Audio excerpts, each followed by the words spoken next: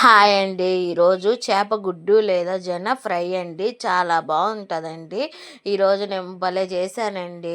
చూడండి, ముందు జన తీసుకొని క్లీన్ చేసుకొని, తర్వాత కొంచెం నీళ్ళు వేసుకొని, ఉప్పు పసుపు వేసుకొని ఉడికిచ్చి పక్కన పెట్టుకున్నానండి.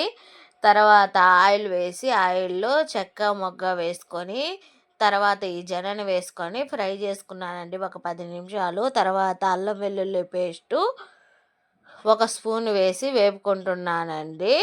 అదొక 5 నిమిషాల దాకా బాగా ఏగనిచ్చానండి.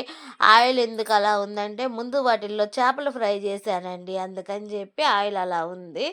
చేపల ఫ్రై వీడియో కావాలంటే మన ఛానల్‌లో ఉంది, వెళ్లి చూడండి. తర్వాత ఉప్పు, కారం, పసుపు 3 వేసి వేపేసుకున్నాను. తర్వాత కొంచెం మసాలా వేసి వేపిన తర్వాత కొత్తిమీర వేసి కలిపేసి దించేసుకోవడమేనండి. సూపర్‌గా ఉంటుంది. ఒకసారి ట్రై